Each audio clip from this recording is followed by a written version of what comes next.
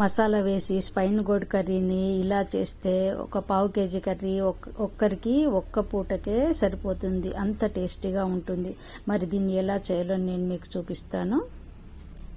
Spine గోడ్స్ని శుభ్రంగా 3-4 సార్లు కడిగేసి కప్పు నీళ్లు పోసి మూత పెట్టేసి స్టవ్ ఫ్లేమ్ సిమ్లో పెట్టేసి బాయిల్ చేసుకోవాలి 5 మినిట్స్ వరకు.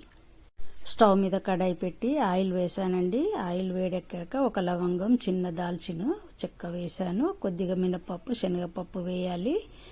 మంచి టేస్ట్ వస్తుందండి. కొద్దిగా ఆవాలు, జీలకర్ర వేసి ఉల్లి ముక్కలు ఒక 100 గ్రామ్స్ తీసుకోవాలండి. పావు కిలో స్పైన్ గోడ్కి. కొద్దిగా కరివేపాకు రిక్కలు కూడా వేయాలి. ఈ కర్రీని ఇలా ఈ స్టైల్లో చేసి చూడండి, చాలా బాగుంటుంది. కొద్దిగా పచ్చిమిర్చి ఎక్కువగా వేయద్దు, పొడి కారం ఎక్కువగా వేయాలి. ఒక స్పూన్ నిండా అల్లం వెల్లుల్లి పేస్ట్ వేసుకోవాలి.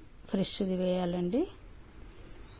ఇవి ఎక్కువగా ఫ్రై చేయకూడదండి, ఎందుకంటే ముక్కలు వేస్తాం కదా, బోడ కాకరకాయ ముక్కలు, వాటితో పాటు ఫ్రై అవుతుంది.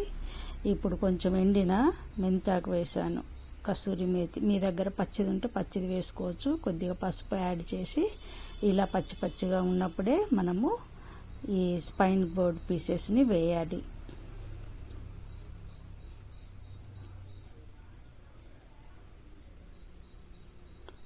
ఇది కలుపుతూ ఫ్రై చేయాలండి.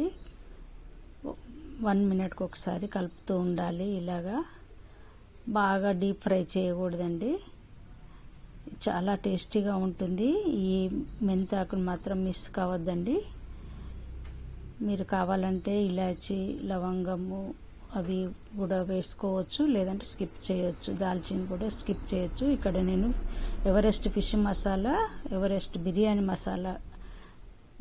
మసాలా ఒక 1 పించు, ఒక పావు స్పూను ఫిష్ మసాలా వేసాను. దీంతో కర్రీ చాలా టేస్ట్ వస్తుందండి. మీరు కావాలంటే మీకు నచ్చిన మసాలా వేసుకోవచ్చు. ఒక పావు స్పూను కారం పొడి వేయాలి. మీ టేస్ట్కి తగినంత మీరు వేసుకోవచ్చు, ఎక్కువ కూడా వేయచ్చు. ఇలా కలుపుతూనే ఉండాలండి. మీరు కావాలంటే కొంచెం ఆయిల్ ఇంకా కొంచెం ఎక్కువగా వేసుకుంటే ఇంకా టేస్ట్ బాగుంటుంది. ఈ పద్ధతిలో చేసిన కర్రీ చాలా అంటే చాలా టేస్టీగా ఉంటుంది. తప్పకుండా ఒకసారి ట్రై చేయండి. ఇనుప కడాయిలో చేసుకుంటే ఏ ఫ్రై కర్రీ అయినా, ఏ కర్రీస్ అయినా చాలా బాగుంటాయండి. ఒకవేళ పులుపు కర్రీస్ చేస్తే ఫ్రై చేసి తర్వాత టమాటో పులుపు వేసే ముందు వేరే పాత్రలోకి ట్రాన్స్ఫర్ చేసి అప్పుడు వండుకోవాలి. నేను ఇప్పుడు స్టవ్ ఆఫ్ చేశాను. కర్రీ అయిపోయిందండి, రెడీ అయిపోయింది. కొత్తిమీర, సాల్ట్ వేసి దీన్ని సర్వ్ చేసుకోవచ్చు. Thank you for watching. Please like, share and subscribe.